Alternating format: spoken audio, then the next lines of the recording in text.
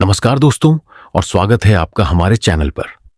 आज हम बात करेंगे एक ऐसे शहर की जिसे दुनिया के सबसे प्राचीन और पवित्र शहरों में से एक माना जाता है, काशी यानी वाराणसी की।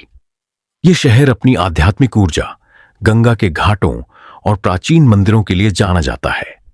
हर साल लाखों श्रद्धालु और पर्यटक यहां मोक्ष और शांति की तलाश में आते हैं।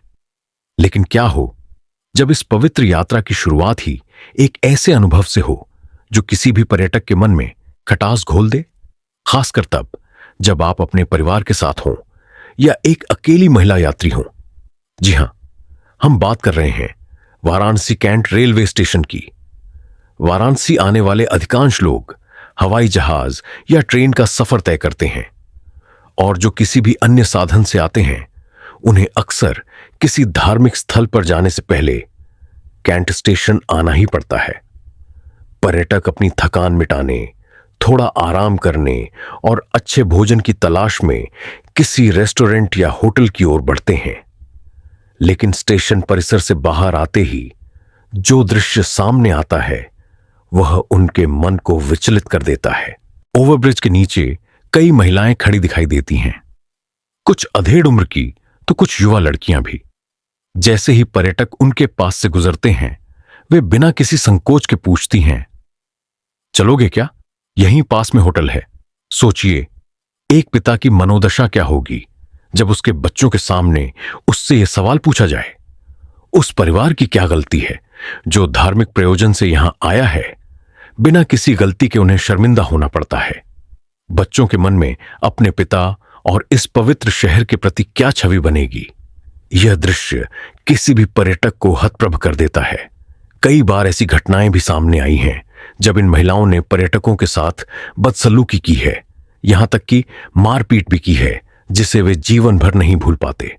और ऐसे समय में वहीं खड़ा प्रशासन अक्सर मूक दर्शक बना रहता है। ऐसा प्रतीत होता है जैसे प्रशासन भी उनके सामने विवश है। कई बार तो ये महिलाएं पुलिस प्रशासन के साथ भी मारपीट करती हुई देखी गई हैं। आपको यह जानकर बेहद आश्चर्य होगा कि कैंट स्टेशन पर स्थित अधिकतम छोटे गेस्ट हाउस और होटल अपना खर्चा इन्हीं अनैतिक धंधों से चला रहे हैं। यह समस्या केवल परिवारों के लिए ही नहीं है, बल्कि अकेली यात्रा करने वाली महिलाओं के लिए तो और भी गंभीर है।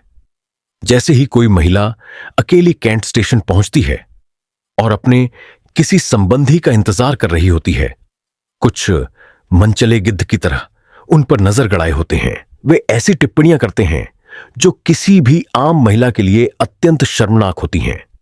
उन्हें वाराणसी कैंट पर देह व्यापार करने वाली महिलाओं की तरह समझा जाने लगता है और उनके साथ वैसी ही बदसलूकी की जाने लगती है।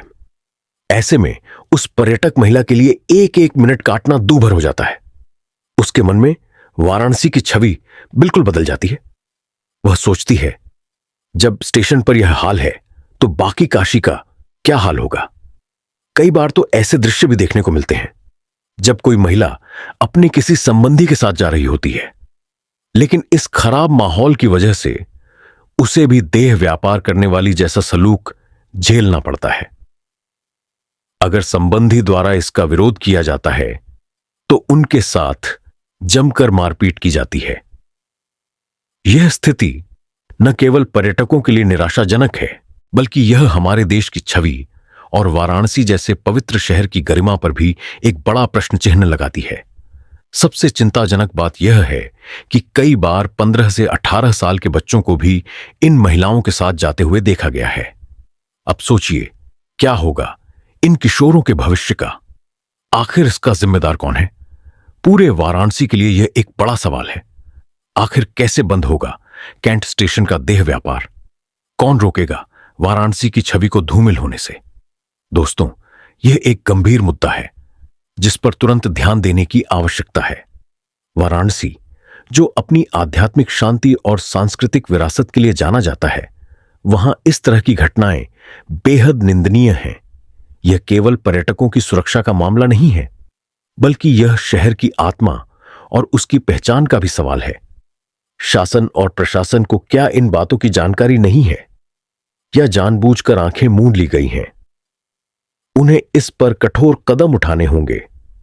ताकि वाराणसी अपनी पवित्रता और गरिमा को बनाए रख सके और यहां आने वाला हर पर्यटक एक सुखद और सुरक्षित अनुभव लेकर वापस जाए।